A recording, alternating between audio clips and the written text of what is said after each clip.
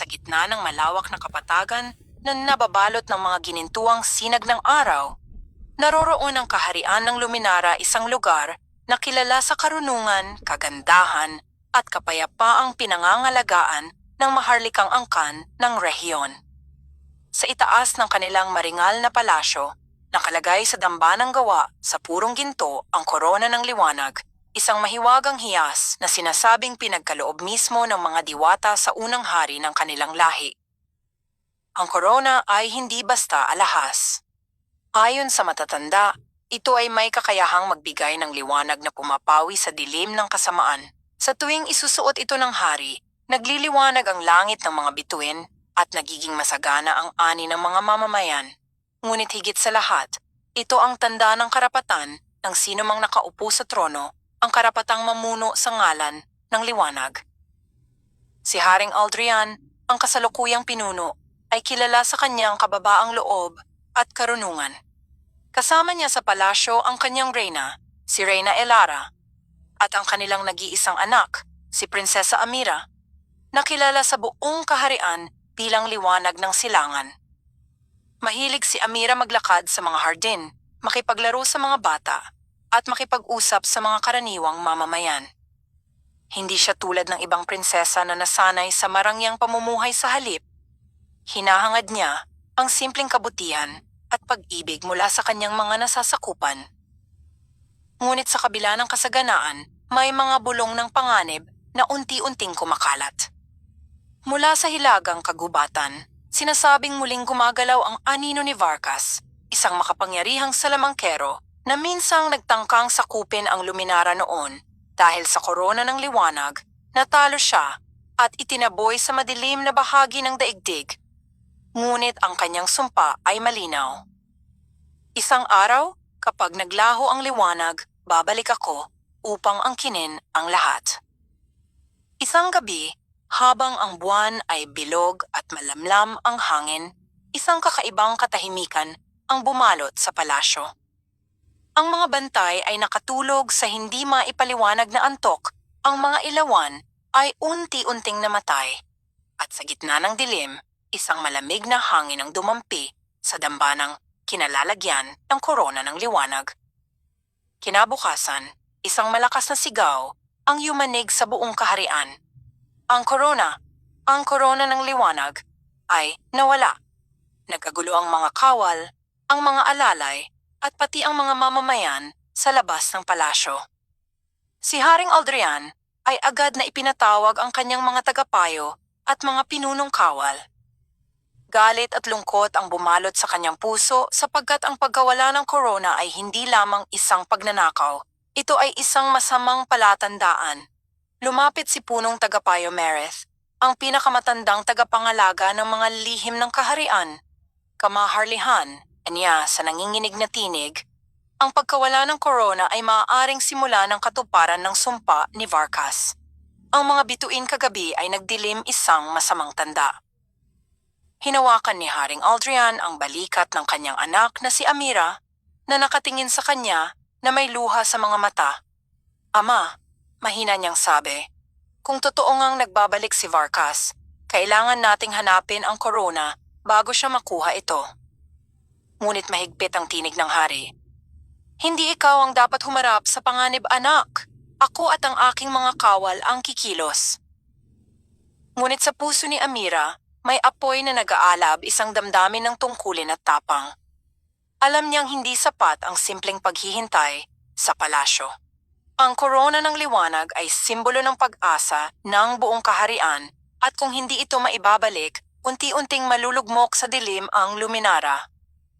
Kinagabihan, tahimik siyang nag-impake ng kaunting pagkain, isang maliit na espada na gawa ng panday na si Taren at isang lumang mapa ng kaharian. Sa paglabas niya ng palasyo, tumingala siya sa langit na puno ng ulap at bulong ng hangin.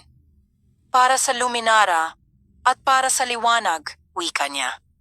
At sa unang pagkakataon, iniwan ni Prinsesa Amira ang maringal na palasyo upang simulan ang isang paglalakbay na magpapabago sa kapalaran ng buong kaharian ang paghahanap sa nawawalang korona. Habang siya'y naglalakad sa malamig na kagubatan ng silangan, May dalawang mata ang tahimik na nagmamasid mula sa dilim. Isang tinig ang marahang bumulong sa hangin. Nagsimula na ang laro. Tahimik ang kagubatan ng silangan habang naglalakad si Prinsesa Amira. Tanging huni ng mga kuliglig at ihip ng malamig na hangin ang kanyang naririnig. Bitbit niya ang maliit na lampara at ang lumang mapa na kanyang nakuha mula sa silid-aklatan ng palasyo. Sa mapa ay may mga lumang simbolo, mga bilog, bituin at kakaibang guhit na tila nagkukubli ng mga lihim ng kaharian. Habang siya ay naglalakad, paulit-ulit niyang binubulong sa sarili. Ang korona ng liwanag! Kailangang mahanap ko ito bago ang dilim. Maya-maya ay nakarinig siya ng kaluskos sa paligid. Agad niyang hinugot ang maliit na espada. "Sino ka?" sigaw niya. Mula sa mga anino ng mga punong matataas, lumabas ang isang lalaking halos kasing edad niya, marumi ang mukha, ngunit matalim ang mga mata. Suot niya ang balabal ng isang karaniwang manlalakbay, ngunit sa kanyang likod ay may busog at palaso. "Kalma, prinsesa," sabi ng binata habang nakataas ang kamay. "Hindi ako kaaway." Nagulat si Amira. "Paano mo nalaman kung sino ako?" Ngumiti ang lalaki. Walang ibang prinsesang naglalakad mag-isa sa kagubatan sa ganitong oras. "Ako si Ravi, isang mangangaso mula sa nayon ng Mirath. Nakita kitang lumabas ng palasyo kagabi. Bakit mo iniwan ang iyong trono?" Nag-aalangan man, napagpasyahan ni Amira na magsabi ng totoo. "Nawawala ang korona ng liwanag. Kailangan kong hanapin ito bago mahuli ang lahat." Sandaling natahimik si Ravi, sa kanya tinanggal ang kanyang busog at lumapit. "Kung ganoon, hayaan mong samahan kita. Kilala ko ang kagubatang ito at alam ko kung saan nagsisimula ang mga daang hindi nakikita sa karaniwang mapa." Nag-isip si Amira, saka tumango. "Kung ganoon, samahan mo ako. Pero tandaan, hindi ako basta prinsesang nangangailangan ng tagapagtanggol. Ako'y lumalaban din." Ngumiti si Ravi. "Kung ganoon, pareho tayo." Magkasama nilang tinahak ang masukal na daan hanggang sa makarating sila sa isang malawak na parang na may mga batong kumikislap sa ilalim ng buwan. Napansin ni Amira na ang mga bato ay tila umaayon sa mga simbolo sa kanyang mapa. "Tingnan mo," sabi niya kay Ravi. Pareho ang hugis ng mga batong ito sa guhit ng bituin sa mapa. Lumuhod si Amira at inilatag ang papel sa lupa. Sa pagtutok niya ng lampara, unti-unting nagliwanag ang tinta ng mapa. May mga titik na lumitaw sa wikang matagal nang nakalimutan ng mga tao ng luminara, ang wika ng mga diwata. "Mga diwata," bulong ni Ravi. "Ayon sa mga alamat, sila raw ang unang tagapangalaga ng korona."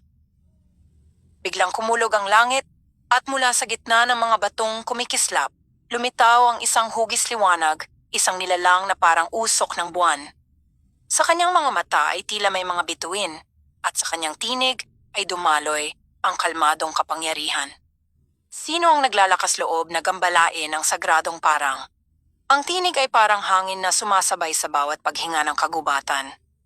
Lumuhod si Amira at nagsalita ng buong galang. "Ako si Amira, anak ni Haring Aldrian ng Luminara. Naghahangad akong mahanap ang korona ng liwanag upang iligtas ang aming kaharian." Tahimik ang nilalang sa ilang sandali, saka itong ngumiti. "Ang iyong puso ay dalisay, prinsesa. Ngunit tandaan mo, ang daan patungo sa korona ay hindi matatagpuan sa mga mata ng tao. Tanging yaong may liwanag sa loob ang makakakita ng tunay na landas." Mula sa kanyang mga palad, lumitaw ang isang liwanag na naging isang bagong bahagi ng mapa, isang bilog na may 3 bundok na nakaukit sa paligid nito. "Hanapin ang 3 bundok ng Elarion," sabi ng diwata. Doon nagtatago ang unang susi sa pagbabalik ng korona. Ngunit mag-ingat, may mga nilalang sa dilim na naghihintay sa bawat hakbang. Pagkasabi nito, naglaho ang diwata at muling bumalik sa katahimikan ang paligid. Nakatitig si Amira sa bagong anyo ng mapa, ngayon ay may kumikislap na landas na tila gumagalaw sa sarili. "Ang 3 bundok ng Elarion?" bulong ni Amira. "Narinig ko na iyon sa mga kwento ng mga matanda. Sinasabing binabantayan iyon ng 3 espiritu. Si Ravi ay tila nabahala. Hindi madaling makarating doon, kailangan nating tumawid sa ilog ng Bantas at maraming halimaw ang naninirahan doon. Ngunit mariin ang tinig ni Amira. Kahit ano pa ang ating harapin, hindi tayo hihinto. Hanggat may pag-asa, hindi mawawala ang liwanag. At sa paglabas ng unang sinag ng araw, nagsimula ang bagong yugto ng kanilang paglalakbay sa di kalayuan mula sa anino ng kagubatan. Isang pares ng matang pula ang nagmamasid sa kanila. Isang tinig na malamig at mapanlinlang ang bumulong. Ang prinsesa ay naglalakbay patungo sa aking teritoryo. Magsimula na ang pagbangon ng dilim. At sa kalayuan, sa isang kuta na nakatago sa ulap ng gabi, isang figura ang ngumiti si Varkas, ang salamangkero ng mga anino. Hanapin mo sila, wika niya sa kanyang alagad na nilalang nagawa sa usok at apoy, bago pa nila matuklasan ang kapangyarihan ng mga bundok. 2 araw nang naglalakbay sina Prinsesa Amira at Ravi mula nang makuha nila ang mensahe ng diwata.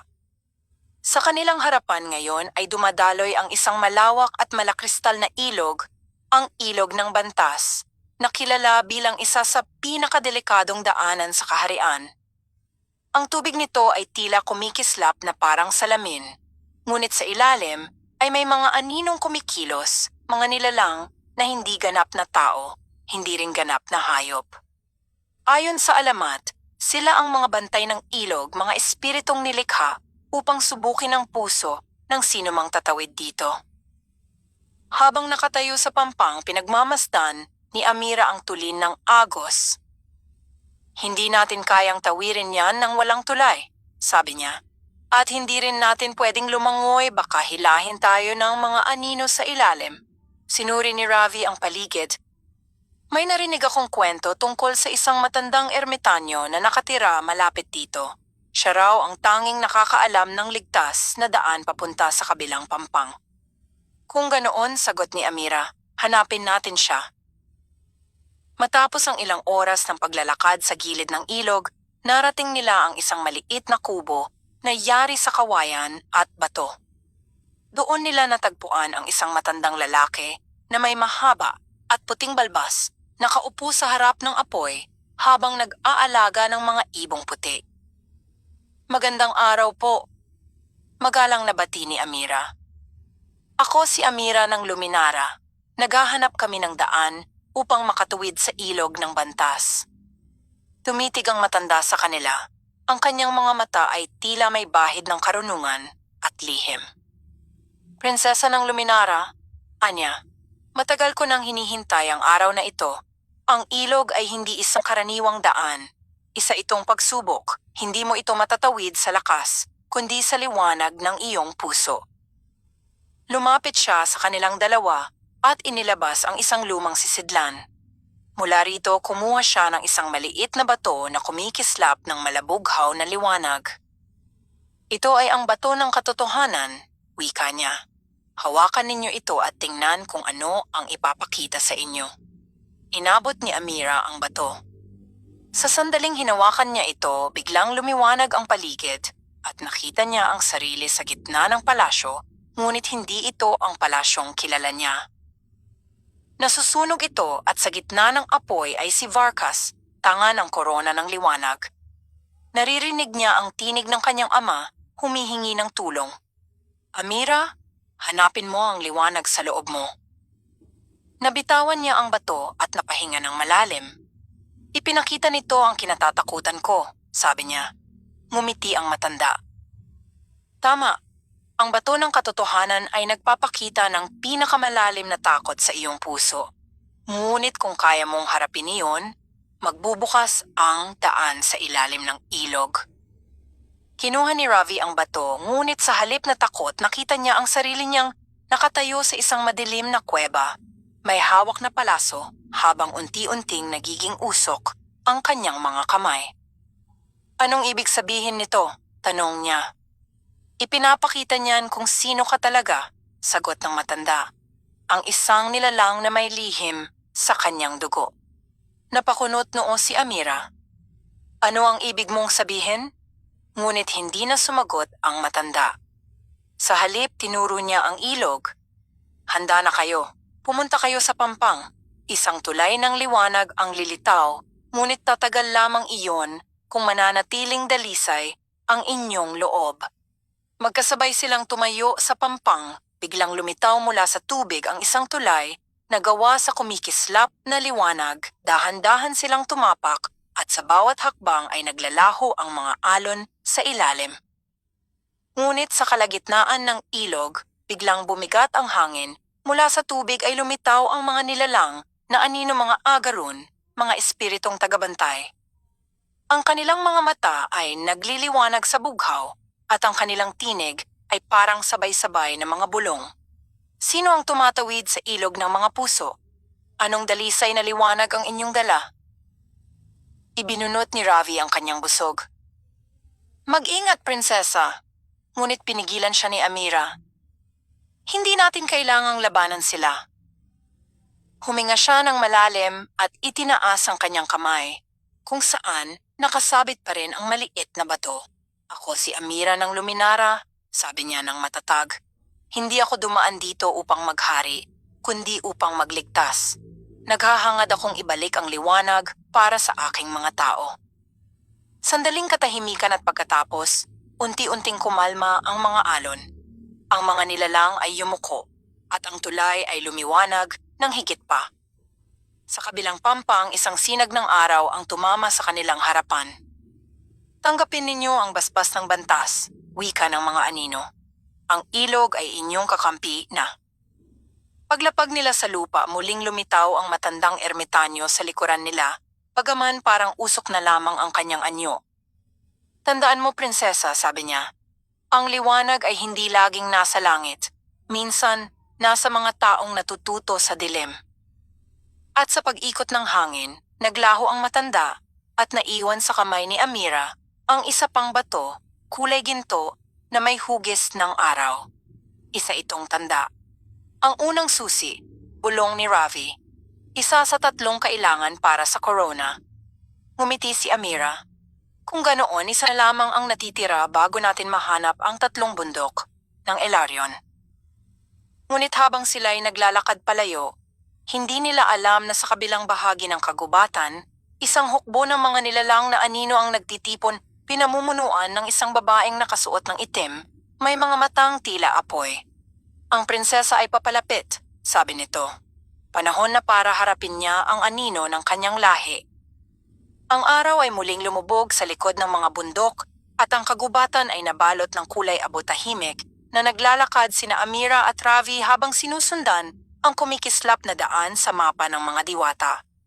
Ang gintong batong nakuha nila mula sa ilog ng bantas ay unti-unting nagliliwanag tuwing lumalapit sila sa tamang direksyon. Malapit na tayo sa mga bundok ng Elarion, sabi ni Ravi. Pero kung totoo ang mga alamat, may mga espiritu itong hindi basta nagpapapasok. Tumango si Amira. Alam ko, kaya kailangan nating maging handa. Habang sila'y naglalakad, napansin ni Ravi ang katahimikan ng paligid. Wala ni isang huni ng ibon ni kaluskos ng hangin, parang biglang tumigil sa paghinga ang kagubatan. Maya-maya, isang malamig na simoy ang dumampi sa kanilang mga mukha. At mula sa lilim ng mga puno, lumitaw ang isang babae. Nakabalot siya sa itim na balabal at sa ilalim nito, ang kanyang mga mata ay kumikislap na parang pulang apoy. Ang kanyang buhok ay maitim na tila usok. At ang kanyang tinig ay malamig ngunit maganda parang awit na may kasamang panganib. Magandang gabi, prinsesa ng Luminara, wika niya, matagal kitang hinintay. Agad na itinaas ni Ravi ang kanyang busog. Sino ka? Lumapit ka pa at hindi ako magdadalawang isip na kalabanin ka. Ngumiti ang babae. Hindi ako kaaway, ngunit hindi rin ako kaibigan. Ako si Lyra, tagapangalaga ng mga lihim ng dilim, ang dating tagapagsilbi ng inyong mga ninuno. Lumingon si Amira. Tagapagsilbi? Paanong may tagapagsilbi ng liwanag galing sa dilim? Tumawa si Lyra, isang tawang may halong pait. Sapagkat hindi mo alam ang buong katotohanan, Prinsesa ang korona ng liwanag. Hindi iyan basta ginto at hiyas. Nilikha iyan mula sa dalawang kapangyarihan, liwanag at anino. Ang inyong mga ninuno ay nakipagkasundo sa mga nilalang ng dilim upang mabuo ito. Nanlamig si Amira sa narinig. Hindi imposible. Ang korona ay simbolo ng kabutihan. Ngunit ang kabutihan ay walang kahulugan kung walang kasamaan, tugon ni Lyra. Ang liwanag ay hindi umiiral ng walang anino, kaya nga, noong una 2 tagapangalaga ang nilikha upang bantayan ang korona ang diwata ng liwanag, at ako ang diwata ng anino. Nanlaki ang mata ni Amira. Kung ganoon, ikaw? Oo, sagot ni Lyra. Ako ang nawawalang tagapangalaga. Ngunit nang magpasya ang inyong mga ninuno na itaboy ang lahat ng nilalang ng dilim, ipinagkanulo nila ako. Itinapon ako ni Haring Rehiyon sa kailaliman ng kagubatan at mula noon ang balanse ay nawala. Humakbang siya palapit at sa kanyang kamay ay lumitaw ang isang bilog na kristal na may pulang liwanag. Kaya ngayon, ang korona ay muling nagising. Ngunit kung hindi mo maibabalik ang balanse, magigising si Varkas at sisirain niya hindi lamang ang luminara, kundi pati ang buong daigdig.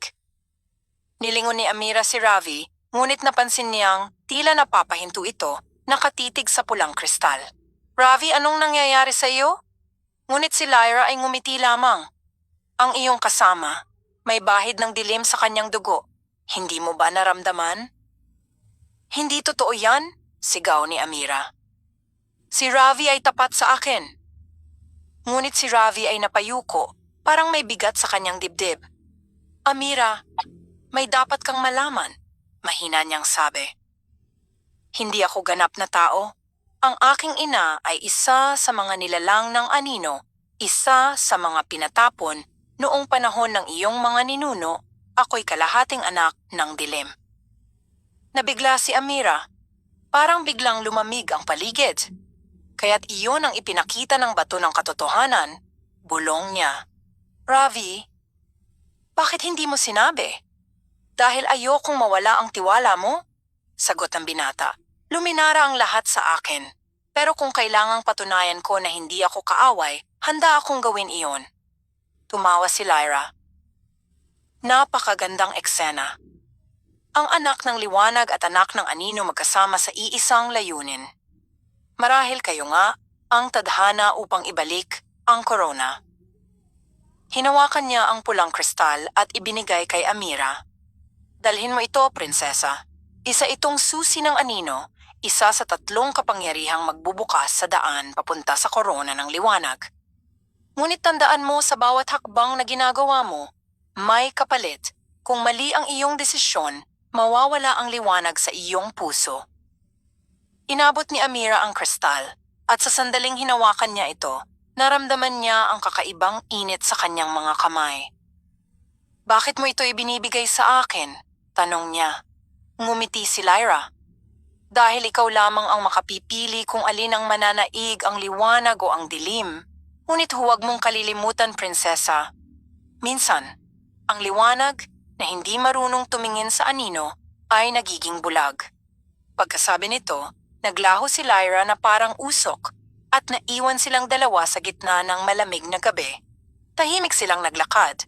Si Amira ay tila nag-iisip habang si Ravi ay hindi makatingin sa kanya. Sa huli, siya ang unang nagsalita. Hindi ako galit, sabi ni Amira. Kung ano man ang dugo mo, hindi iyon ang magtatakda kung sino ka. Ang mahalaga ay kung ano ang pinipili mong maging. Tumingala siya sa langit na puno ng bituin. Baka nga tama si Lyra, kailangan nating hanapin ang balanse, hindi lang liwanag. Ngumiti si Ravi, bahagyang nakahinga ng maluwag. Salamat, prinsesa. Ngunit habang sila ay nagpapatuloy, mula sa malayo, ay nakita nila ang unang tanaw ng 3 bundok ng Elarion, malalaking bundok na tila umuusok sa tuktok. May mga ulap na umiikot dito na parang may sariling buhay. Nandyan na ang Elarion, sabi ni Amira. At doon natin malalaman ang susunod na katotohanan. Ngunit sa anino ng kagubatan sa kanilang likuran, muling gumalaw ang dilim. Si Varkas ay nakatingin sa pamamagitan ng isang salaming kristal, nakangiti. Ang prinsesa ay hawak na ang susi ng anino. Magaling, Lyra. Unti-unti nang bumabalik ang kapangyarihan ko. Ang daan patungo sa tatlong bundok ng Elarion ay puno ng panganib. Ang mga ulap ay mababa at ang hangin ay malamig na tila may dalang bulong ng mga kaluluwa. Habang paakyat sina Prinsesa Amira at Ravi, unti-unting lumalakas ang alingawngaw ng hangin parang mga tinig na nagmumula sa bato. Nararamdaman mo ba yan? Tanong ni Amira habang hawak ang gintong bato mula sa ilog ng bantas, parang may mga mata na nakamasid sa atin. Oh, sagot ni Ravi habang inaayos ang busog sa kanyang likod. Sinasabi ng mga alamat na bawat bundok ay may tagapangalaga, tatlong espiritu liwanag, anino at balanse. Hindi tayo makakaakyat hanggat hindi natin sila mapapapayag. Ang unang bundok ay tinatawag na Bundok Rion, ang bundok ng liwanag. Ang hangin dito ay mabango at malamig, at sa bawat hakbang ay may mumunting bulaklak na kusang tumutubo. Ngunit nang makarating sila sa gitna, isang liwanag ang biglang bumalot sa paligid. Mula rito ay lumitaw ang isang figura, isang nilalang na tila gawa sa purong ginto, may pakpak ng araw. Sino ang nanghihimasok sa sagradong tuktok ng liwanag? Ang tinig nito ay matinis ngunit makapangyarihan. Lumuhod si Amira. Ako si Amira ng Luminara, anak ni Haring Aldrian. Naghahangad akong ibalik ang korona ng liwanag. Tinitigan siya ng nilalang. Ang puso ng isang pinuno ay sinusubok hindi sa kapangyarihan, kundi sa kababaang loob. Ibigay mo sa akin ang iyong gintong bato at patunayan mong handa kang isuko ang liwanag kung kinakailangan. Napatigil si Amira. Isuko? Pero ito ang tanda ng unang susi. Oo, sagot ng nilalang, ngunit ang liwanag na hindi marunong magbigay ay nagiging apoy na lumalamon. Matagal siyang nanahimik. Tumingin siya kay Ravi na tila nag-aalangan din. Prinsesa, baka patibong ito, bulong ng binata. Ngunit ngumiti si Amira. Kung totoo ang kanyang sinasabi, hindi mawawala ang liwanag, babalik ito sa tamang oras. Itinaas niya ang kanyang kamay at ibinigay ang gintong bato. Sa sandaling iyon, naglaho ang liwanag sa paligid at saglit silang nabalot ng dilim. Pagkatapos, muling sumiklab ang liwanag, ngunit ngayon, ang gintong bato ay nasa kanyang dibdib, nagiging marka na parang sinag ng araw. Tama ang iyong pagpili, sabi ng nilalang. Ang unang bundok ay kinikilala ang iyong puso. Pagkatapos nito, naglaho ang nilalang sa liwanag at nagsimulang umalingaw-ngaw ang tunog ng hangin, senyales na maaari na silang magpatuloy. Ang ikalawang bundok ay Bundok Thal. Ang bundok ng anino dito ay walang araw na sumisikat. Ang mga puno ay baluktot at ang lupa ay basa na tila may dugo. Sa bawat hakbang, naririnig nila ang mga bulong na tila galing sa kanilang sariling isipan. Amira, may bumulong. Bakit mo pinipilit na hanapin corona? Hindi ba't dahil gusto mong patunayan ang sarili mo? Isa kang prinsesang nagtatago sa likod ng tapang. Napayuko si Amira. Hindi totoo yan. Ngunit tumingin si Ravi sa paligid at biglang nakarinig din ng bulong. Ravi, anak ng anino, hindi ka kailanman tatanggapin ng liwanag. Kahit tulungan mo pa siya, hindi ka kailanman magiging isa sa kanila. Hinawakan ni Ravi ang kanyang ulo, halos matumba.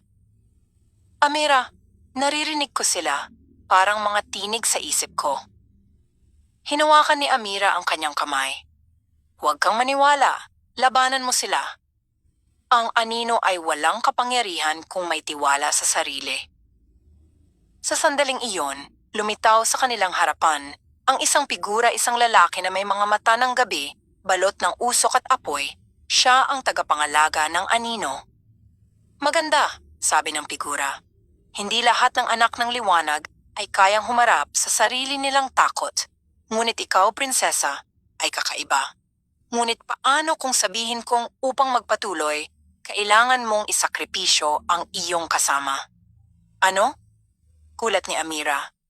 Ang iyong kasama ay kalahating anino. Isa siyang panganib sa balanse. Kung siya ay iyong iwanan, makakaraos ka. Ngunit kung pipiliin mong dalhin siya, maaaring mamatay kayong pareho. Tahimik ang paligid. Si Ravi ay hindi makatingin sa kanya. Kung ganoon, mahina niyang sabi, "Iwan mo na lang ako, Amira. Mas ligtas ka nang wala ako." Ngunit humakbang si Amira palapit sa tagapangalaga. Kung iyon ang kailangan mong marinig, ito ang sagot ko. Hindi ko isasakripisyo ang sinuman. Ang liwanag ay walang saysay kung kailangang patayin ang kabutihan ng iba. Sumiklab ang apoy ng anino, ngunit sa halip na lamunin sila, ito ay nagbago. Naging usok na umikot sa kanila at pagkatapos ay naging itim na bato na kuminang sa kamay ni Amira. "Ang susi ng anino," sabi ni Ravi, habang bumalik ang lakas sa kanyang tinig. "Tama," wika ng tagapangalaga bago maglaho. "Tandaan mo, prinsesa, hindi ka kailanman magiging ganap na ilaw hanggat hindi mo niyayakap ang iyong sariling anino. Ang huling bundok ay bundok Selen, ang gitnang bundok na sinasabing nagtataglay ng huling lihim ng Elarion. Sa tuktok nito ay may isang altar na gawa sa kristal, at sa ibabaw ay umiikot ang tatlong sinag ginto, pula at pilak. Ngunit sa paglapit nila, biglang yumanig ang lupa. Ang langit ay nagdilim, at mula sa lupa ay sumulpot ang mga nilalang ng usok at apoy, mga alagad ni Varkas. Aba, isang tinig ang umalingaw-ngaw sa paligid. "Hindi ko inakalang makakarating ka rito, prinsesa." Sa gitna ng ulap ng itim na usok, lumitaw ang figura ni Varkas, nakasuot ng balabal na gawa sa apoy, at sa kanyang mga mata ay nagliliyab ang kasakiman. "Ang korona ay muling magbubukas, at ikaw, anak ni Aldrian, ang magiging susi ng pagbabalik ko." Itinaas ni Amira ang dalawang bato, ang gintong tanda ng liwanag, at ang itim na batong anino. "Hindi mo ito makukuha, Varkas," ngumisi ang salamangkero. "Tingnan natin kung hanggang saan aabot ang iyong liwanag." Sa isang iglap, bumuka ang lupa, at naghiwalay sina Amira at Ravi. Nahulog ang binata sa bangin, ngunit bago siya tuluyang bumagsak, nakahawak siya sa isang sanga. "Amira!" sigaw niya. "Tumakbo ka, huwag mo ako alalahanin." Hindi kita iiwan," sigaw ng prinsesa habang pilit siyang lumalapit.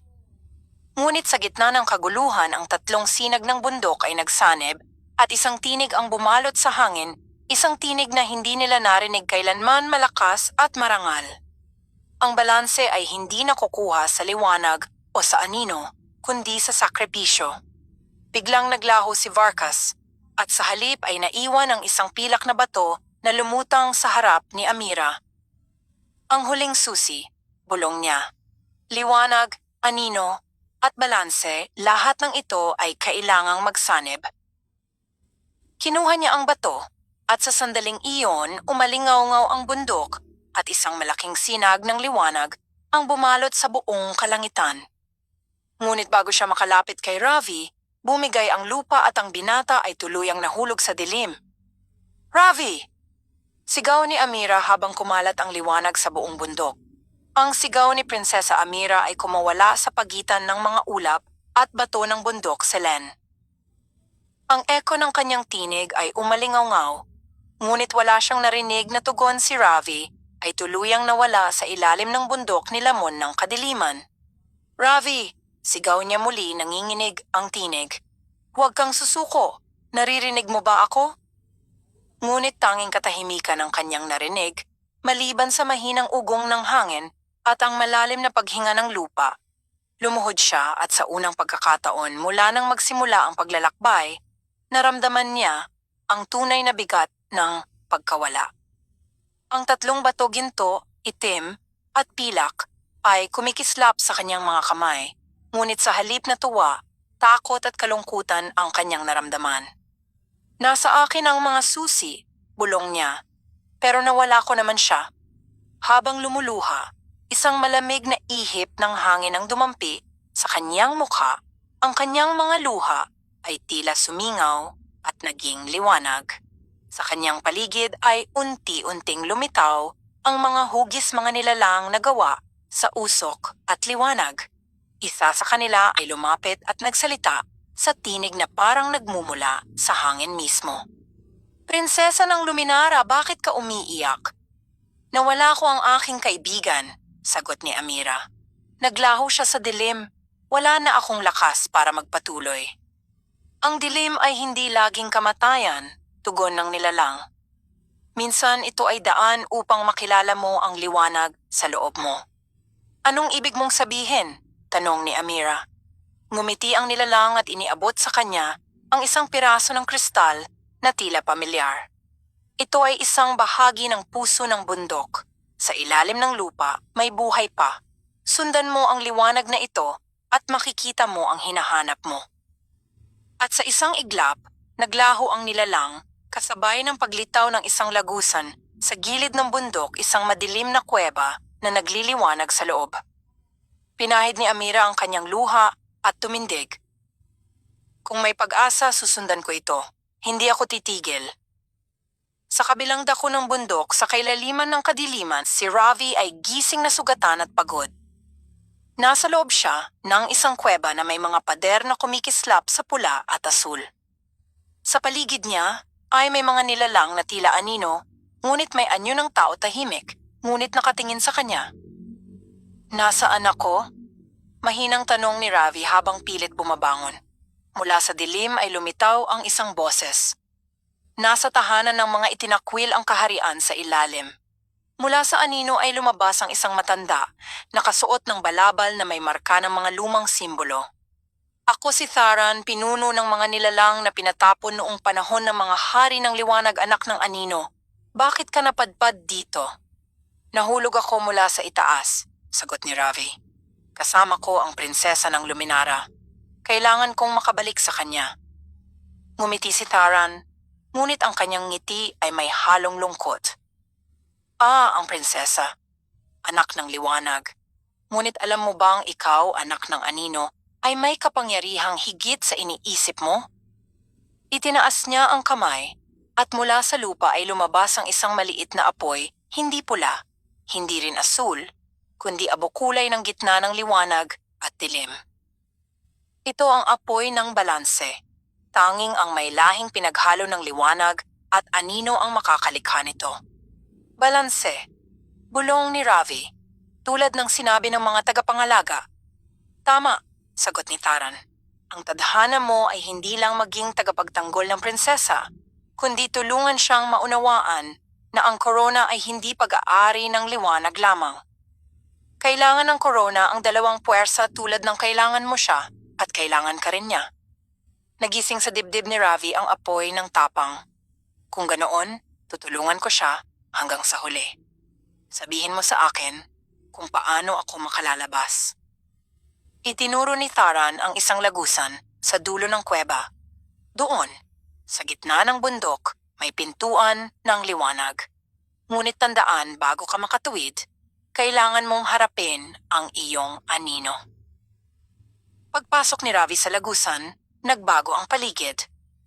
Wala siyang nakitang bato o lupa, tanging salamin ng kadiliman na parang dagat ng usok. Sa gitna nito, may isang nilalang na kapareho niya, ang anyo, ngunit ang mga mata ay itim na parang kawalan. "Sino ka?" tanong ni Ravi. Ngumisi ang nilalang. "Ako ay ikaw.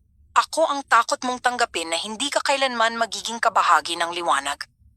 Ako ang galit mo sa mga taong humusga sa iyo." Hinugot ni Ravi ang kanyang busog. "Kung kailangan kong harapin ka, gagawin ko." Ngunit nang pakawalan niya ang palaso, ito ay lumusot lang sa nilalang. "Hindi mo ako malalabanan sa sandata, ako ay nasa loob mo." Pinikit ni Ravi ang kanyang mga mata. "Kung ikaw ay bahagi ko, tatanggapin kita. Hindi ko kailangang labanan ng anino, kailangan lang kitang unawain." Biglang lumiwanag ang paligid. Ang nilalang ay unti-unting naglaho at ang kanyang katawan ay napalibutan ng apoy na kulay abo. "Tunay kang anak ng balanse," bulong ng tinig. Lumakad ka at hanapin mo ang prinsesa. Samantala si Amira ay nakapasok na sa kuweba. Hawak ang kristal na iniwan ng nilalang, sinundan niya ang kislap ng liwanag hanggang sa marinig niya ang pamilyar na tinig. Amira. Mahina ngunit malinaw. Ravi? Napalingon siya at doon sa gitna ng liwanag lumabas si Ravi, buhay at nakangiti, bagaman may mga sugat sa kanyang braso. Naglakad siya papalapit halos maiyak sa tuwa. Akala ko'y nawala ka na. Ngumiti si Ravi. Hindi mo ako basta matitinag, prinsesa. May utang pa ako sa'yo. Ang pangako kong tutulungan kang hanapin ang corona. Nagyakap sila isang yakap ng magkaibigang sabay na dumaan sa dilim at liwanag. Ngunit bago pa sila makalabas, biglang yumanig ang bundok. Mula sa itaas ay bumaba ang pulang sinag, ang tanda ng muling pagbangon ni Varkas. Ang mga bato ay nagsanib, sabi ni Amira. Nararamdaman ko ang pagbabago ng hangin ng corona ay nagigising.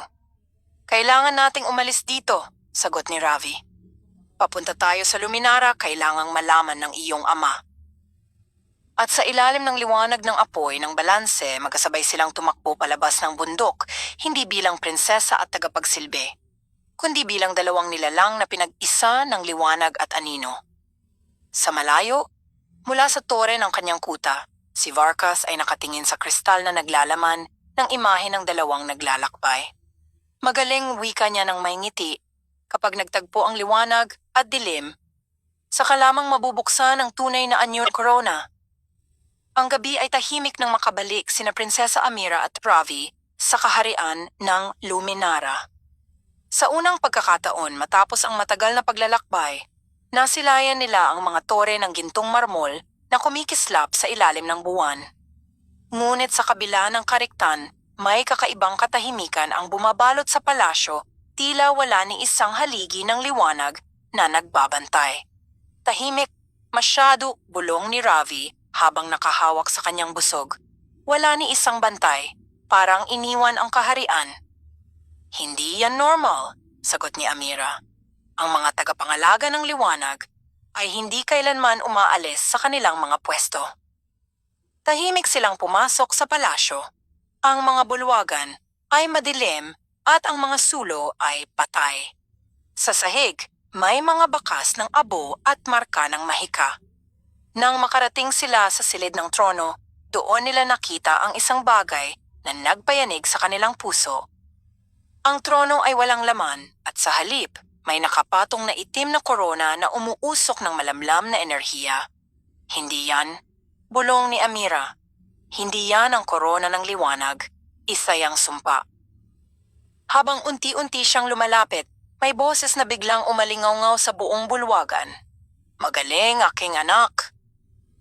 Lumabas mula sa anino si Haring Aldrian, ngunit hindi na siya ang haring nakilala ni Amira.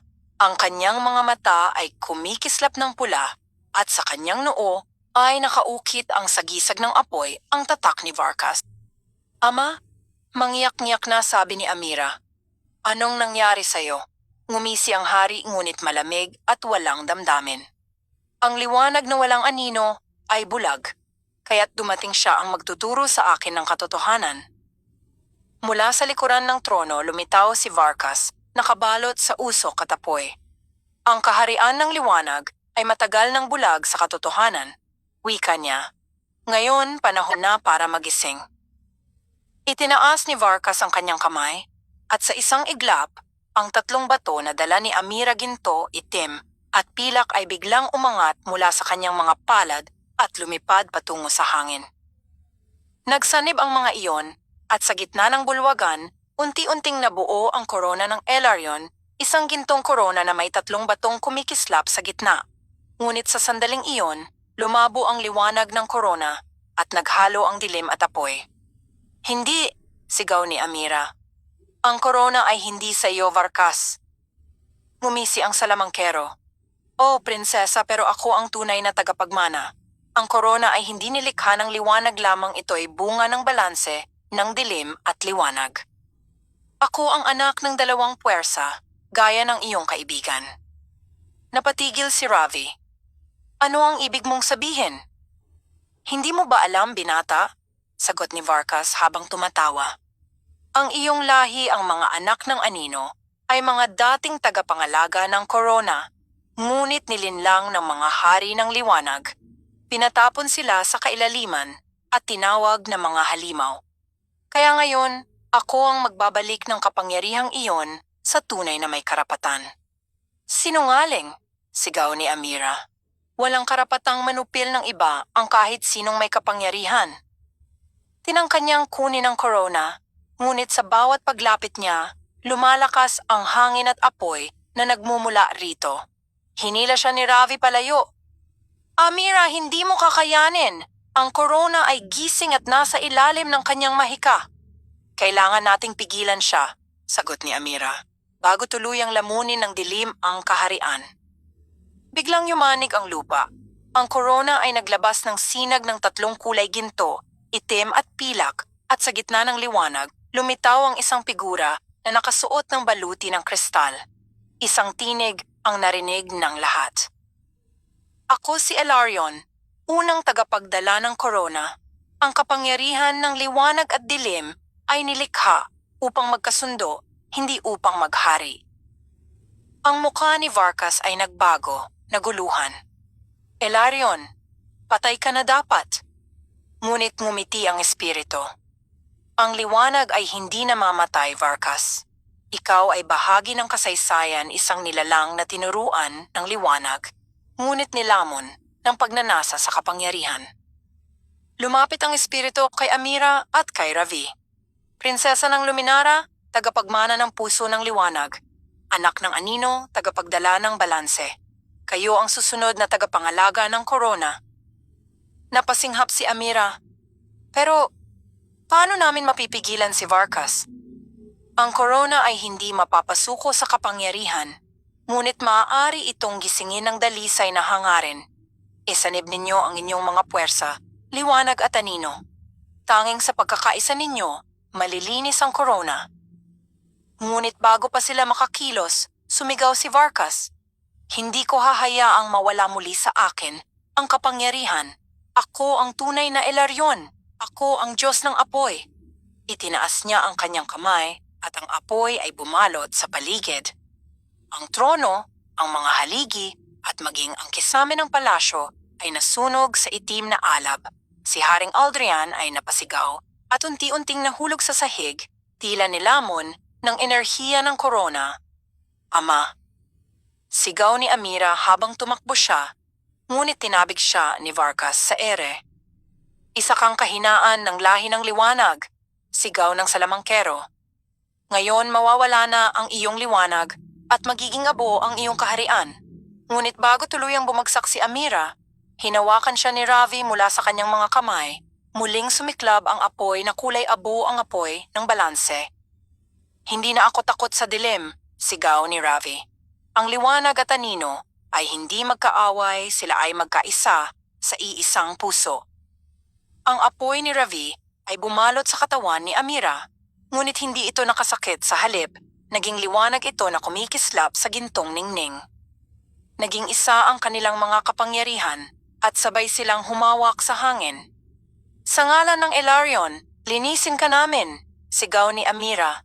Sumiklab ang liwanag at dilim sa gitna ng bulwagan. Ang corona ay umikot sa ere at ang tatlong bato ay muling naghiwalay. Nagsimulang umiyak ang langit ng liwanag at sa gitna nito, sumigaw si Varkas habang tinatangay ng sariling apoy.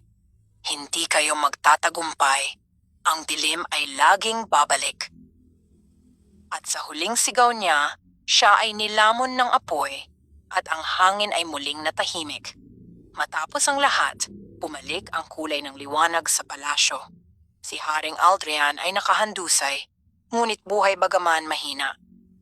Ama, bulong ni Amira habang lumuhod sa tabi niya. Patawarin mo ako. Hindi ko kayo nailigtas agad. Ngumiti ang hari kahit mahina.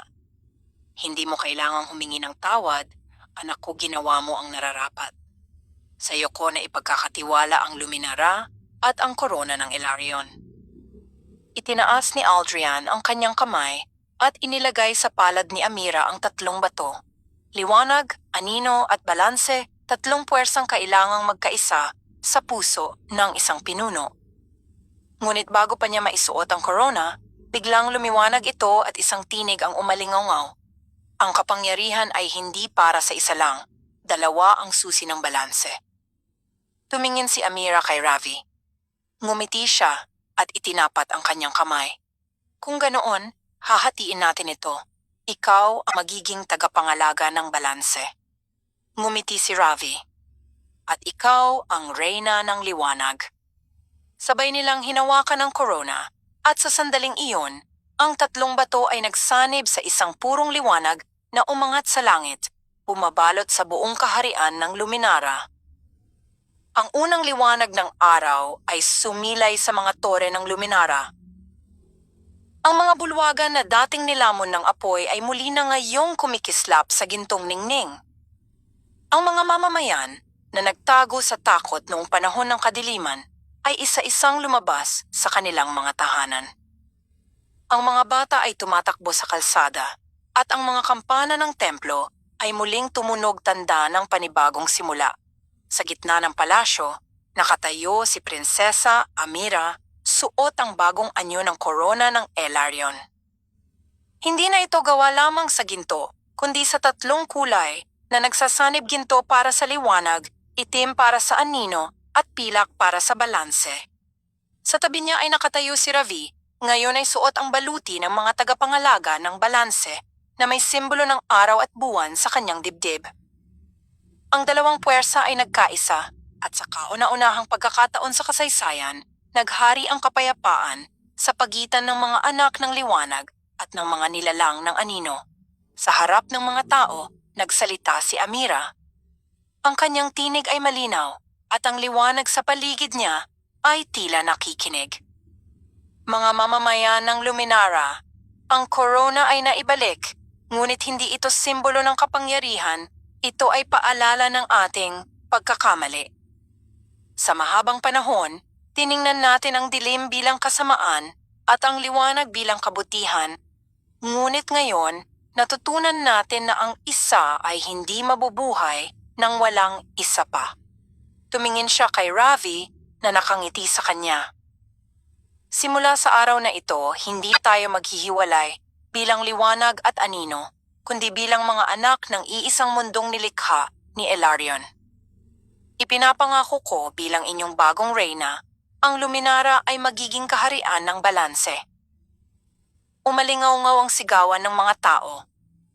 Ang mga dating nilalang ng anino na nakatago sa ilalim ng lupa ay isa-isang lumabas, dala ang kanilang mga sulo na hindi na itim, kundi bughaw. Ang mga tagapangalaga ng liwanag ay lumuhod, at ang mga pari ay umawit ng mga bagong panalangin hindi sa iisang puwersa, kundi sa pagkakaisa ng lahat ng nilalang. Ngunit sa likod ng kasiyahan, may nananatiling tanong sa puso ni Amira. Habang naglalakad siya sa hardin ng palasyo, inabot niya ang korona at pinagmasdan ito. Sa loob ng tatlong batong nagkakaisa, may kumikislap na maliit na anino sa gitna, isang tanda ng hindi paganap na kapayapaan. Elarion, bulong niya, kung ang balanse ay nakamit, bakit may natitirang dilim sa puso ng korona? Isang malamig na ihip ng hangin ang dumampi sa kanyang pisngi at narinig niya ang mahinang tinig ng espiritu ng matandang tagapagtatag. Ang dilim ay hindi kailanman mawawala, Amira. Hindi ito sumpa, ito ay paalala. Sapagkat ang balanse ay hindi katahimikan lamang, ito ay pagpapatuloy ng laban sa loob ng puso. Napayuko siya at ngumiti. Kung ganoon haharapin ko ito hindi bilang takot, kundi bilang tungkulin. Dumating si Ravi, dala ang mga ulat mula sa mga tagapangalaga. Reyna Amira, sabi niya, ang hilagang hangganan ay nagbalik sa ilalim ng liwanag, ngunit may kakaibang enerhiya sa silangan parang may buhay na lumalabas mula sa mga abo ng apoy. Silangan, bulong ni Amira. Doon nagmula ang kuta ni Varkas. Sa tingin mo ba? Tanong ni Ravi. Ngumiti si Amira ngunit seryoso ang kanyang mga mata. Hindi natin maaaring ipagsawalang bahala. Ang dilim ay laging naghihintay ng pagkakataon. Kaya't habang tayo'y humihinga, kailangang manatiling gising ang mga tagapangalaga. Tumingin siya sa abot-tanaw sa dagat ng liwanag at ulap, kung saan nagsisimula ang bagong araw. Ngunit sa pagkakataong ito, sabi niya, hindi na tayo mangangamba. Sapagkat alam na natin hindi kailangang mawala ang liwanag para tanggapin ang dilim. Makalipas ang ilang araw, ipinatawag ni Amira ang isang pagpupulong sa bulwagan ng kristal. Doon ay naroon ang mga bagong pinuno ng 3 puwersa. Ravi, tagapangalaga ng balanse. Sir Kyle, pinuno ng mga tagapagtanggol ng liwanag. Lyra, isang babaeng nilalang ng anino na minsang naglingkod kay Varkas, ngunit ngayon ay lumalaban para sa kapayapaan. Bilang bagong 3 tagapangalaga, wika ni Amira, kayo ang magiging sandigan ng Luminara. Ngunit kailangan nating maging handa. Ang corona ay muling nagising at sa tuwing ito ay nagigising, may kasamang paggising din ng mga sinaunang puwersa. Tumango si Kyle. Nakakita kami ng mga kakaibang tanda sa paligid ng ilog Bantas. Ang mga bato ay nagliliwanag ng pula tanda ng galaw ng apoy. Posibleng naiwan ni Varkas ang bahagi ng kanyang kaluluwa, dagdag ni Lyra. Ang mga salamangkero ng apoy ay bihirang mamatay ng tuluyan. Maaaring naglalakbay na ang kanyang espiritu, naghahanap ng bagong sisidlan. Tumingin si Amira kay Ravi. Kung totoo yan, kailangan nating mahanap ang pinagmumulan bago pa lumaganap muli ang sumpa. Ngumiti si Ravi. Kung ganoon oras na ulit ng paglalakbay, ngunit sa pagkakataong ito, hindi tayo pupunta para makipagdigma, kundi para panatilihin ang balanse. Kinagabihan, mag-isa si Amira sa tore ng palasyo. Sa kanyang kamay ay ang corona, at sa kanyang isip ay bumabalik ang lahat ng nangyari mula sa pagkakawala ng corona hanggang sa pagkakabuo muli nito. Hindi niya maiwasang mapangiti, ngunit may bahid ng lungkot sa kanyang mga mata. Ang bawat pagtatapos ay simula ng panibagong kabanata, bulong niya. Ngunit kailan kaya matatapos ang laban ng liwanag at dilim? Mula sa likod, lumapit si Ravi. Baka hindi kailanman, sagot niya, pero siguro hindi rin kailangan. Ang mahalaga, may mga taong patuloy na pumipili ng kabutihan sa gitna ng dilim. Ngumiti si Amira at tumingin sa kanya. Salamat, Ravi. Kung wala ka, baka nilamon na ako ng takot noon. Ngumiti rin siya. At kung wala ka, baka hindi ko natutunang yakapin ang liwanag. Tahimik silang tumingin sa abot-tanaw sa buwan na sumisikat sa itaas ng Luminara at sa mga bituin na kumikislap na parang mga mata ng mga sinaunang tagapangalaga. Ang gabi ay hindi kaaway ng araw, sabi ni Amira. Ito ang nagpapaalala sa atin kung gaano kaganda ang liwanag. At ang liwanag, tugon ni Ravi, ang nagpapaalala kung gaano katahimik ang gabi. Kinabukasan, isang bagong kasaysayan ang sinimulan ng Luminara. Ang mga bata ay tinuturuan ng kasaysayan ng liwanag at anino at ang mga sinaunang aklat ni Ilarion ay muling binuksan. Ang korona ng Ilarion ay hindi na inilalagay sa ulo ng isang tao, kundi iniiwan sa gitna ng templo bilang simbolo ng pagkakaisa. At sa ilalim ng 3 kulay ng umaga, ginto, pilak, at abo nagsimula ang panibagong panahon sa kasaysayan ng mundo. Lumipas ang ilang buwan mula nang muling makamit ng Luminara ang kapayapaan. Ang mga hardin ay namulaklak, ang mga daan ay muling napuno ng mga mangangalakal at musiko, at ang mga tore ng palasyo ay kumikislap sa ilalim ng araw. Ngunit sa kabila ng kasaganaan, may unti-unting pagbabago sa hangin, isang malamig na simoy na tila nagdadala ng bulong ng nakaraan. Sa gabi, sa hilagang hangganan, may isang pastol na nakakita ng kakaibang liwanag sa tuktok ng bundok ng Arden Vale. Ang liwanag ay hindi ginto o pilak, ito ay kulay pula at kumikilos na parang pusong tumitibok. Nang tumingin siya ng mas matagal, nakita niya ang anyo ng isang nilalang mataas, nakabalot sa apoy at tila naglalakad sa pagitan ng 2 mundo. Napasigaw ang pastol, ngunit bago pa siya makatakbo, bigla siyang nabalot ng apoy. At ang kanyang anino ay nanatili lamang sa lupa, nakabaon sa abo. Kinabukasan, nipon ni Reyna Amira ang kanyang mga tagapayo. Si Ravi, Kael at Lyra ay naroroon sa silid trono, habang ang mga orakulo ng Luminara ay nagbasa ng mga palatandaan mula sa mga bituin. Ang hilagang langit ay nagdilim kagabi, sabi ng pinakamatandang orakulo, si Matandang Siona. Ang bituin ng Elarion ay natakpan ng pulang ulap. Ito'y hudyat ng pagbabalik ng isang puwersang matagal nang ipinagpalagay nating naglaho. Si Varkas, bulong ni Kael, nanlalamig ang tinig. Umiling si Lyra. Hindi pa siya buo. Ngunit may bahagi ng kanyang kaluluwa ang nakawala sa kadiliman at iyon ang naglalakbay ngayon sa mundo ng mga buhay. Tumingin si Amira sa corona na ngayon ay nakalagay sa dambana ng templo. Sa loob nito, ang gitnang batong itim ay bahagyang kumikislap. Kung ganoon, wika niya, ang corona mismo ay nakakaramdam ng kaguluhan. Isa itong babala na ang balanse ay muling nasusubok. Agad silang naghanda. Ang tatlong tagapangalaga Ravi, Kael at Lyra ay naglakbay patungong bundok ng Arden Vale, kung saan unang nakita ang pulang liwanag. Ang daan patungo roon ay balot ng niyebe at ang katahimikan ay tila may kasamang bulong ng mga espiritu. Habang umaakyat sila, nagsimula ng magbago ang paligid. Ang hangin ay amoy abo at ang mga bato ay may bakas ng pagkasunog. Ang mga punong dating berde ay naging abo, ngunit sa gitna ng mga ito ay may tumutubong kakaibang halaman, may pulang dahon at itim na mga ugat. Ang mga halaman ni Varkas, sabi ni Lyra. Ginagamit ito ng mga salamangkero ng apoy para sa muling pagkabuhay. Ibig mong sabihin, may gumigising sa kanya? Tanong ni Ravi. Tumango si Lyra. Hindi siya makakabalik ng mag-isa.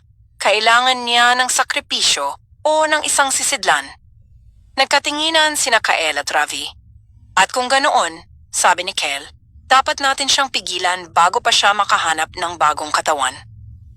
Sa tuktok ng bundok, natagpuan nila ang isang sinaunang dambana na gawa sa basalt at bakal. Ang lupa ay may mga simbolong nagliliyab at sa gitna ay may malaking bilog na altar. Sa ibabaw nito ay may nakatayong nilalang isang lalaki, payat at may balot ng abo sa balat, ngunit ang mga mata ay naglalagablab. Sino ka? Sigaw ni Kael, habang itinataas ang espada ng liwanag. Ngumiti ang lalaki, mabagal at malamig. Ako ang alagad ng muling pagsilang, wika niya. Ako si Arkon, tagapagdala ng apoy ni Varkas.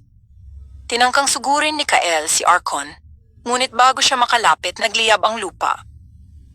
Mula sa apoy ay lumitaw ang mga nilalang na iyari sa abo mga aninong tagasunod na dating mga mortal na nilamon ng apoy ng salamangkero. Ravi, sigaw ni Lyra. Bantayan si Kael. Pagpalabas ng bughaw na enerhiya si Ravi na bumalot sa paligid nila at nagsilbing kalasag. Ngunit sa bawat hampas ng mga nilalang, tila lumalakas ang apoy sumisipsip ng kanilang enerhiya. Hindi sila pwedeng patayin ng liwanag, sabi ni Lyra. Ang liwanag ang nagpapalakas sa kanila. Kung ganoon, sagot ni Ravi, gamitin natin ang anino. Pinagsama nila ni Lyra ang kanilang mga kapangyarihan, liwanag at dilim, at nabuo ang isang alon ng bughaw na enerhiya na tumama sa lupa, nagpalamig sa apoy at nagpahinto sa mga nilalang. Ngunit sa gitna ng usok, si Arkon ay nakatayo pa rin, nakangiti. Hindi ninyo mapipigilan ang pagbabalik ng aking Panginoon, sabi niya. Ang apoy ay buhay, at sa bawat dilim na inyong tinatanggap, mas lalo siyang lumalakas. Pagbalik nila sa Luminara, nagulat silang makita ang langit na may kakaibang kulay. Ang buwan ay nagmistulang dugo, at sa tabi nito ay may bagong bituin pulang-pula, at mas maliwanag pa sa lahat. Lumapit si Amira sa corona at sa paglapit niya, ang tatlong bato ay kumislap ng sabay-sabay ginto, pilak, at itim, ngunit sa gitna ng mga ito, may sumisibol na pulang alab. Ang bituin ng apoy, bulong ng Matandang Siona. Ang hudyat ng ikalawang pagkabuhay ni Varkas. Napatingin si Amira sa kanyang mga kasama. Kung gayon, hindi pa tapos ang ating laban, sabi niya. Ang kapayapaan ay panandalian lamang at ngayon, kailangan nating ipagtanggol muli ang balanse. Hindi sa pagitan ng liwanag at dilim, kundi laban sa apoy mismo. Kinagabihan, sa templo ni Elarion, nagtipon si Amira kasama ang mga pare. Doon nila binuksan ang pinakamatandang aklat ng mga propesiya, ang libro ng apoy at ulap. Sa huling pahina nito, nakasulat ang mga salitang nagpagulo sa kanilang lahat. Kapag ang corona ay muling nagningning sa 4 na kulay, ginto, pilak, itim at pula, ang mundo ay haharap sa huling apoy at ang balanse ay susubukin sa pagitan ng buhay at pagkalipol. Tahimik si Amira. Tiningnan niya ang corona at napansin niyang sa ilalim ng liwanag ng buwan, ang pang-4 na kulay ay nagsisimula ng umusbong isang pulang sinag, mahina pa ngunit lumalakas sa bawat tibok ng kanyang puso. Ang huling apoy, bulong niya. Ito ba ang hudyat ng bagong digmaan o simula ng bagong mundo? Hindi sumagot ang mga pari. Tanging ang hangin lamang ang narinig malamig, ngunit may dalang init ng apoy sa ilalim nito. Muling nabalot ng katahimikan ang kaharian ng Luminara. Ngunit sa ilalim ng mapayapang langit ay nagtatago ang isang bagyong paparating, isang bagyong gawa hindi ng hangin o ulan, kundi ng apoy. Sa gitna ng gabi, sa silangan ng kaharian, biglang nagliyab ang mga bundok ng Ardenvale. Ang mga ilog ay kumulo at ang mga ulap ay nagkulay pula. Mula sa pinakamalalim na siwang ng lupa, isang tinig ang umalingaw-ngaw. Ako si Varkas, ang apoy ng walang hanggan. Sa pagbangon ng pulang bituin, ako'y muling isisilang. Niyanig ng lindol ang buong Luminara. Mula sa mga abo ng lumang dambana, tumindig ang nilalang na may anyo ng tao ngunit ang balat ay apoy, ang mga mata ay parang pusong nagliliyab, at ang tinig ay nagmumula sa kailaliman ng lupa.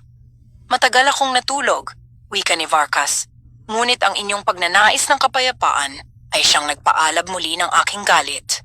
Dahil sa balanse, sinakal ninyo ang apoy at ngayon ako ang magiging kabayaran.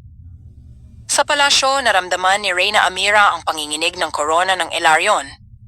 Ang 3 bato ginto, pilak at itim ay nagsanib ng liwanag, ngunit mula sa gitna, lumitaw ang ika-4 na kulay, pula, sumisimbolo sa puwersa ng apoy. Tumingin siya kay Ravi, Kyle at Lyra, ang 3 tagapangalaga. Ito na iyon, sabi niya. Ang huling pagsubok ng corona, ang propesiya ay natutupad. Lumipad ang hukbo ng Luminara patungo sa Ardenvale. Sa himpapawid ay nagtagpo ang liwanag at apoy, mga palasong yari sa kidlat laban sa mga alon ng nagliliyab na abo. Ang mga mandirigmang nilalang ng anino ay lumaban sa tabi ng mga angkan ng liwanag, ngayon ay magkakampi na. Sa gitna ng labanan, tumayo sina Amira at Ravi, magkatabi, nakaharap kay Varkas. Hindi ka namin hahayaang lamunin ang mundong ito, sigaw ni Amira. Ang liwanag at dilim ay nagkaisa at hindi ka bahagi ng balanse. Ngunit tumawa si Varkas malalim at nakabibingi. Ako ang apoy ng buhay. Wala kayong liwanag kung walang init ko. Ako ang galit. Ako ang pagnanais. Ako ang puwersang nagtutulak sa lahat ng nilalang. Hindi ako kasamaan ako, ang inyong itinakwil na bahagi. Tama siya sa puso ni Amira, naramdaman niya ang katotohanan. Ang apoy ay hindi ganap na masama. Ito ang sigasig, tapang, at pagnanais. Ngunit kapag hindi pinigilan, ito rin ang paghihiganti at pagkawasak. Kung ganoon, wika niya, hindi ka dapat lipulin, kundi maunawaan. Inilagay ni Amira ang korona sa kanyang ulo. Agad na lumakas ang hangin at ang paligid ay napuno ng liwanag. Ang 4 na kulay ay umikot ginto para sa liwanag, itim para sa anino, pilak para sa balanse at pula para sa apoy. Ang 4 ay nagsanib At sa gitna nito ay lumitaw ang anyo ng Elarion, ang sinaunang Diyos ng mundo. Amira Hasa, wika ni Elarion. Ang oras ng hatol ay dumating. Ang apoy ni Varkas ay hindi dapat sirain, ito ay dapat isama sa balanse upang maging buo ang pag-iral. Tumingin si Amira kay Varkas na ngayoy bahagyang natigilan sa harap ng liwanag. Kung tatanggapin mo ang iyong lugar sa loob ng balanse, Varkas, hindi ka namin ipapatapon. Ngunit kung pipiliin mong lamunin ang lahat, ako mismo ang magtatapos sa iyong apoy. Sumigaw si Varkas at nagliyab ang buong langit. Ngunit sa kalagitnaan ng apoy lumapit si Ravi, tanga ng espadang bughaw. Reyna, ako na ang bahala, sabi niya. Tama ka, ang apoy ay bahagi ng ating pagkatao. Kaya't kung may kailangang magsakripisyo upang ito'y mapanumbalik sa kabutihan, ako na. Hindi, sigaw ni Amira. Kung may magbabayad ng kapalit, tayo dapat tayong dalawa. Ngumiti si Ravi. Sa balanse ng lahat ng bagay, may kailangang mawala upang may manatili. Lumapit si Ravi sa naglalagablab na anyo ni Varkas. Itinaas niya ang espada at sa isang iglap, sumanib siya sa apoy. Ang bughaw na liwanag mula sa kanyang katawan ay naghalo sa pula ni Varkas at unti-unti, ang apoy ay nagbagong kulay mula sa mapanirang pula tungo sa ginintuang kahel, isang kulay ng buhay, hindi pagkawasak. Ravi? Sigaw ni Amira, ngunit huli na. Mula sa gitna ng apoy, narinig niya ang tinig ni Ravi. Amira, huwag mo akong lumuhan. Ang balanse ay hindi kailanman tungkol sa pagwawagi, kundi sa pagtanggap. Hanggat may puso kang handang magpatawad, mananatili ang liwanag. At sa huling pagsabog ng liwanag, naglaho ang apoy. Ang langit ay luminaw, at ang bundok ng Ardenvale ay naging abo, ngunit mula sa abo, tumubo ang isang bagong puno, may gintong dahon at pulang bulaklak. Ang puno ni Ravi, sa gisag ng pag-asa at pagtubos. Lumipas ang mga taon. Ang korona ng Elarion ay hindi na isinuot kailanman. Sa halip, ito ay inilagay sa gitna ng templo ng balanse na binabantayan ng tatlong tagapangalaga. Kyle, tagapangalaga ng liwanag, Lyra, tagapangalaga ng anino, at isang bagong espiritu, Ravi ng apoy, na nakikita tuwing dapit hapon bilang bughaw na liwanag sa ibabaw ng puno. Sa ilalim ng pamumuno ni Reyna Amira, ang Luminara ay naging kaharian ng apat na kulay, liwanag, anino, apoy, at balanse. Ang mga tao ay natutong tanggapin ang kanilang mga damdamin, kahinaan at lakas. Ang mga salamangkero ng apoy ay hindi na itinatakwil kundi tinuturuan upang gamitin ang apoy sa paglikha, hindi sa pagkasira.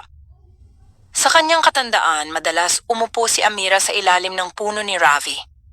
Habang pinagmamasdan niya ang mga batang naglalaro, inaalala niya ang lahat ng pinagdaanan nila. Isang araw, lumapit sa kanya ang isang batang babae, may hawak na maliit na korona na gawa sa dahon. Reyna Amira, tanong ng bata, totoo po bang may nawawalang korona noon?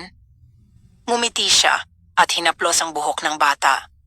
Oo, iha, nawawala ang korona noon, pero higit pa roon, nawawala ang ating puso. Ngunit natutunan namin na ang tunay na korona ay hindi suot sa ulo, kundi nasa mga pusong marunong magpatawad.